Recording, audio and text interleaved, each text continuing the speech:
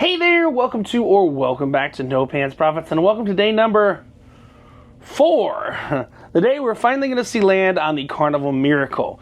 Yesterday was relatively uneventful. It was a relaxing sea day, which I think is something you don't get enough of on cruise ships anymore. What I really love is that there's 2 sea days in the beginning. First sea day, you're kind of familiarizing with yourself with the ship, and there's 2 sea days at the end. I want to talk about this. This is the television. I leave this on 24/7. That is the window. I know. I leave it open 24/7. Why? Because we were woken up this morning at 8 o'clock in the morning, 2 hours-ish ago, saying, hey, we've entered Alaska. Yeah, it's a long trip from San Francisco to enter Alaska. Unlike Seattle, where it's like 8 hours, we're just now in the Inside Passage. We've got about 4 more hours to go until we hit land. Well, hopefully don't hit it, which is in Hunan, Icy Strait, Alaska, which we'll definitely be bringing you today. And it is a dock, finally. Originally, Icy Strait, Alaska was not a dock, and it was instead a tender port. And it would be an absolute pain in the ass to get off in a tender port at 2 o'clock in the afternoon. This is a late arrival, late sail today, which we'll talk about what that means. Usually with a late sail, it's very difficult to get food when you get back on board, but this hotel operations team has actually done a really good job. I'm going up to meet Scott for brunch.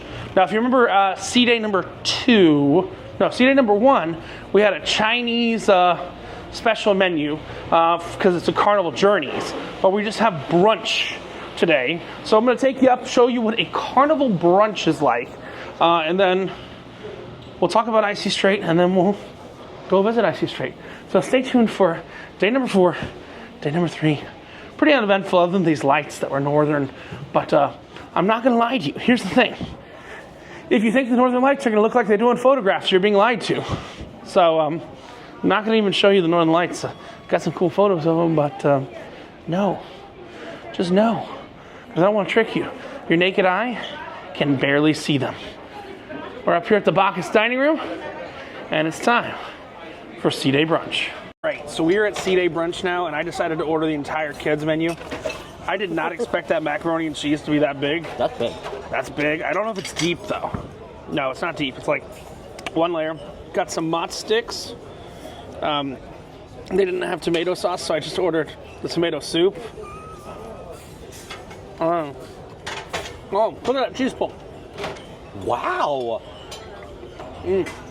That's impressive. Have you ever made mozzarella sticks before? Yes.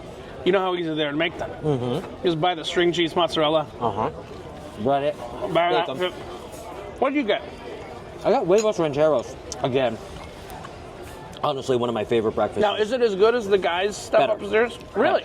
Better. It's better than the Tijuana and Cantina? Yep. Better. Made with love?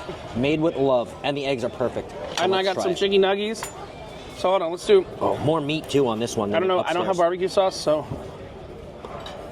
Oh, I love huevos rancheros. Oh. So Scott, one time, I was in a chef's table with a whole bunch of friggin' kids for some reason, right? Don't ask why the kids were in the chef's table. But the kids weren't liking what was there. And the kids' mommy said, can we get some chicken nuggies, right? Scott, what did Richie want, too, after the kids got the chicken nuggies? Chicken nuggies? Yeah. So, I mean, the chicken nuggies are actually good. I'm a big kid here. The chicken nuggies are good. The mac and cheese has a good, look at that hang. Oop. That's baked mac and cheese, too. You can tell. I mean, it's not really baked mac and cheese, but they didn't have dogs to search that it's not baked mac and cheese. That's a devil's lettuce choke. For those of you who don't get it. Devil's lettuce. Now we've also got some emaciated fried chicken.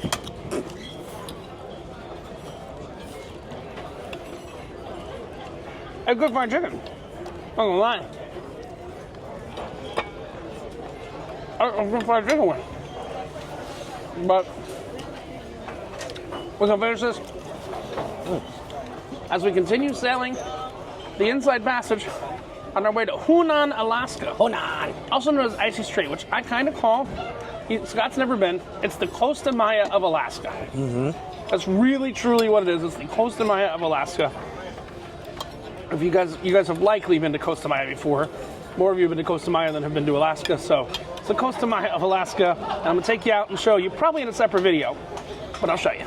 So Scott's dying because they just went and they put a 7-layer cake in front of me. And look at the guy. Got in the face like, sure.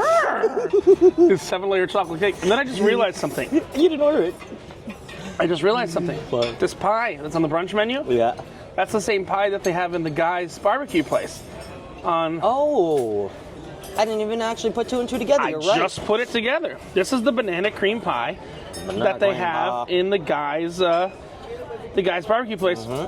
A celebration, Jubilee, Mardi Gras, Vista, Panorama, and Horizon. Ooh, I got them right. And again, why is it here?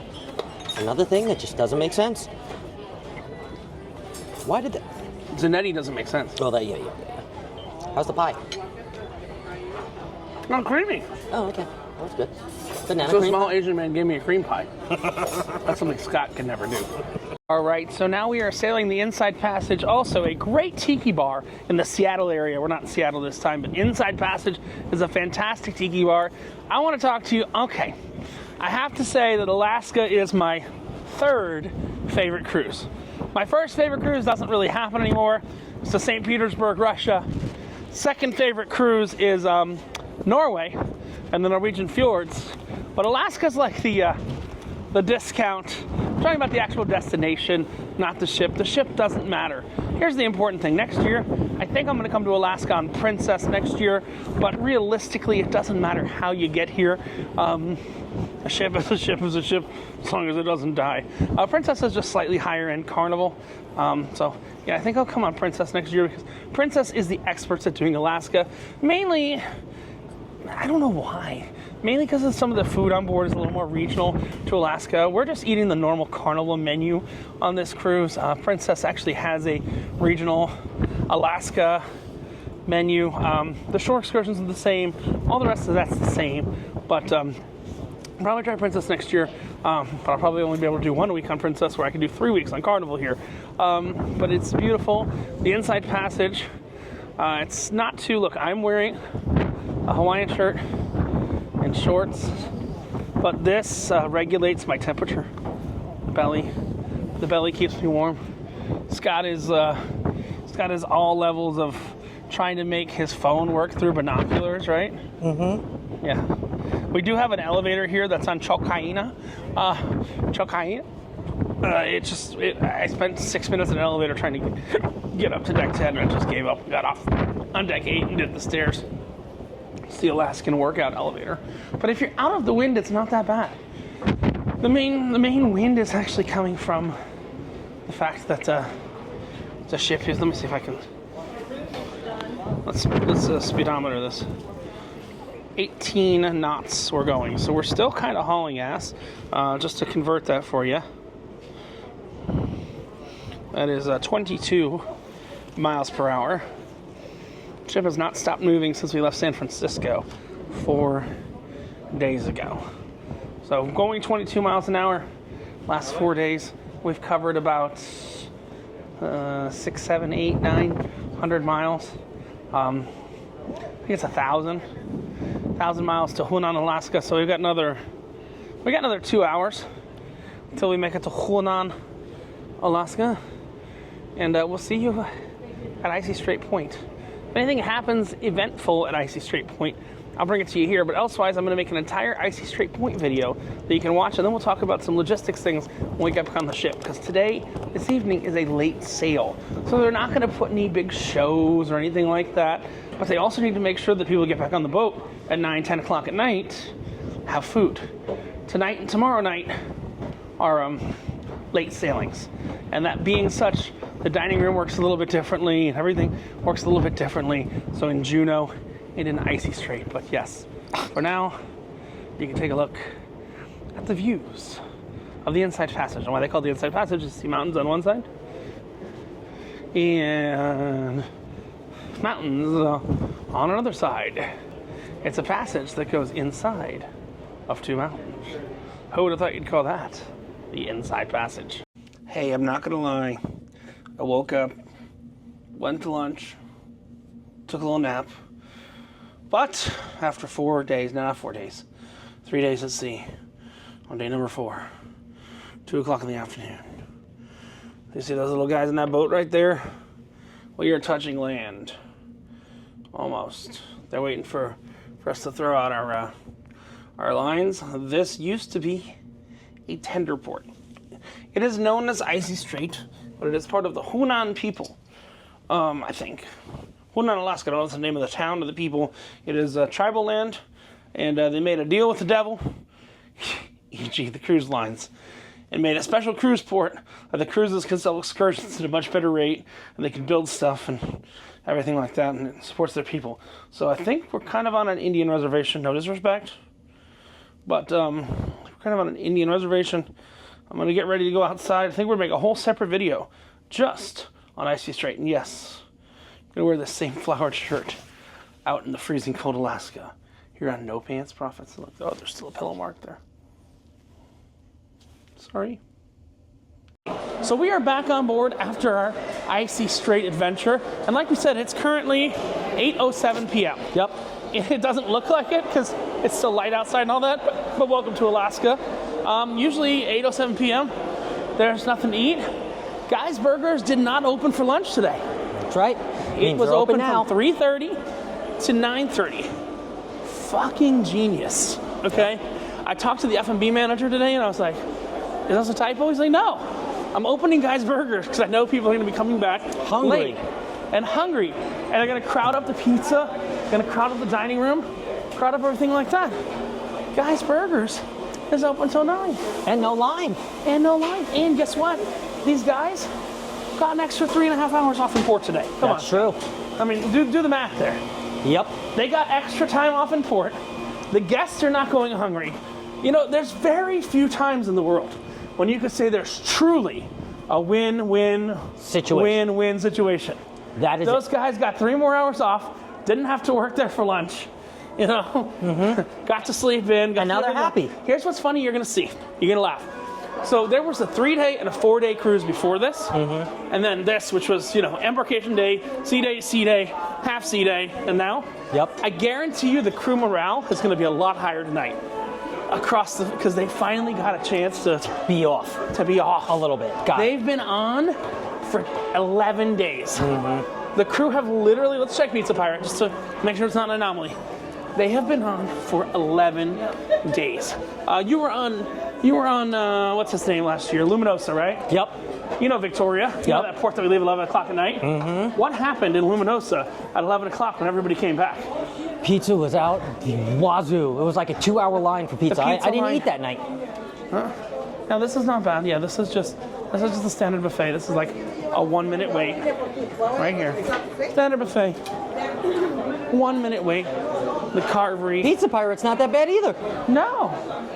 If honestly, This might be. operationally, this is the single best late sailing that I've ever seen for food, operationally, ever. It's a big statement for me. It really is. There's no big No line for line. Pizza Pirate. Look at that. There's no big line for you. We could have walked up to Guy's Burger and had a burger. Yeah. Well, you know, we just had reindeer chili. We can have Guy's Burgers whenever we want. I'm impressed. Very. But now it's time to drop our stuff off in the room and go drinking. Let's do it. So stay tuned. So you know what's funny? To close off today, which is Icy Strait Day, 3 hours and $1,000 in the casino or so, whether you want to believe that's up or down. Those behind me, that's the Northern Lights. I know. Pictures don't really do them justice, but they're literally right there. You can see purples, you can see greens. I don't know what you're seeing. My screen is literally the size of the postage stamp. But I wanted to close off my day in Icy Strait Point and close off my day everywhere like that by saying, hey, $1,000 up or $1,000 down, I'm not going to tell you. It's up. I like roulette. I like UTH.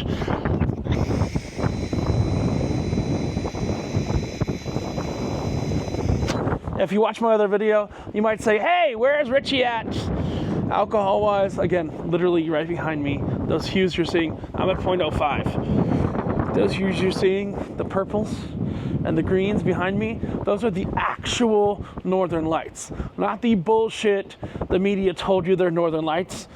This is Richard from No Pants Profits, closing up day 4 here on the Carnival Miracle, day 4 of 21 days, showing you what you can see of northern lights on this tiny little camera, and reminding you that when you wear no pants and you're in the same place that I saw the Golden Gate Bridge and now I'm in Alaska, the only thing you got left to lose is your shirt.